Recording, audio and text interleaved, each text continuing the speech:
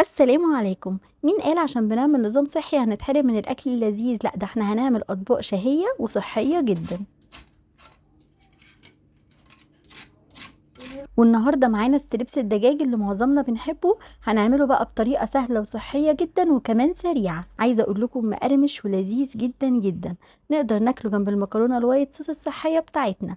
ويلا بينا بقى نشوف الطريقة. قبل ما نبدأ ما تنسوش تشتركوا في القناة ولايك وشير لو عجبكم الفيديو. هحتاج صدور دجاج اي كمية تحبوها. غسلتهم كويس بالملح والليمون، بعدين نرصهم ونبدأ نقطعها شرايح طويلة بالشكل ده.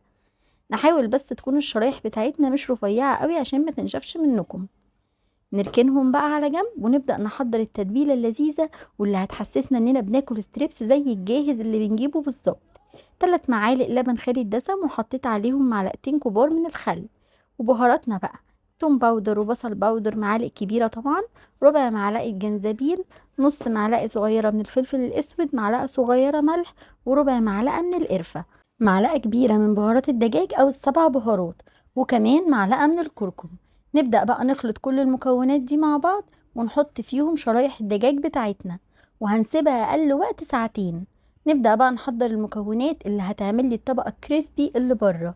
هحتاج بيضة وعليها رشة من الفلفل الاسود ويدوب كده نقطة من زيت الزيتون، ونقلبهم كويس مع بعض. ومعايا هنا بقى دقيق الشوفان، وده بقى السحر اللي هيخلي لنا فعلا الستريبس كأنه من بره. حضرته هنا بنفسي، جبت شوفان صحيح عادي وطحنته كويس قوي لحد ما بقى بالشكل ده. وطبعا ده البديل الصحي للدقيق الابيض. هاخد منه شوية كده على قد الكمية اللي عندي، وعشان نعمل طبقة مقرمشة استخدمت كورن فليكس المطحون.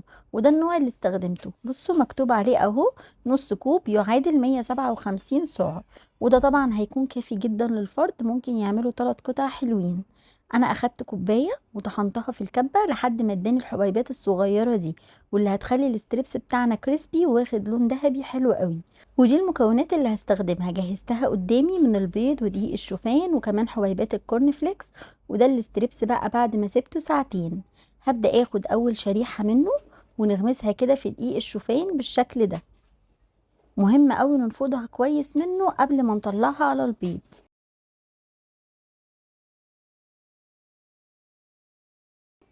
طلعتها على البيض وخطيتها بيه كويس قوي، واخيرا حطيتها في الكورن فليكس المطحون.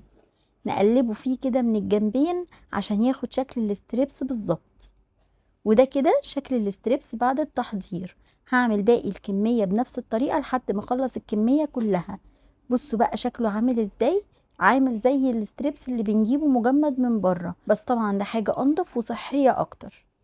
هعمل معاكم قطعة كمان كده. اهم حاجة بس ان احنا ننفض القطعة بتاعتنا من الدقيق كويس قبل ما نحطها في البيض، وده عشان ما يعجنش مننا. وبعد ما غطيتها بالبيض كويس بحطها في الكورن فليكس. ولازم اتاكد انه اتغلف تماما تماما بحبيبات الكورن فليكس. بنرتاح بقى اكتر بالمشبك، بنحب نعمله بايدينا اللي يريحكم، المهم تغطوه كويس جدا بالكورن فليكس. هعمل بقى باقي الكميه بنفس الطريقه لحد ما اخلص الكميه كلها. دهنت صينيه بمعلقه زيت زيتون ورصيت الستريبس وندخلها فرن ساخن مسبقا على درجه حراره 180 لمده ربع ساعه.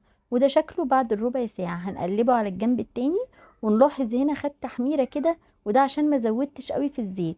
لو مش حابين التحميرة دي ممكن تزودوا الزيت شوية، خلوها معلقتين بدل معلقة، ومش هيتحمر معاكم كده. ولكن انا ما عنديش مشكلة في التحميرة دي، ويعني انا بحاول على قد ما اقدر اقلل الزيت.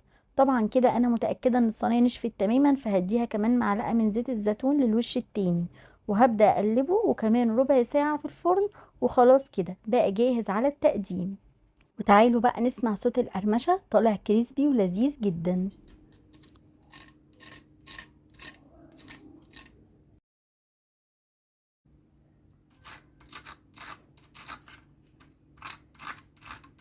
قدمته هنا مع مكرونة وايت صوص صحية، هنزل لكم طريقتها برضو في فيديو منفصل بس عشان ما اطولش عليكم في الفيديو ده.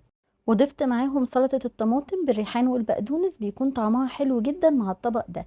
وبس كده، طبق خفيف سهل وسريع وكمان صحي جدا، نقدر ناكل منه من غير تأنيب ضمير.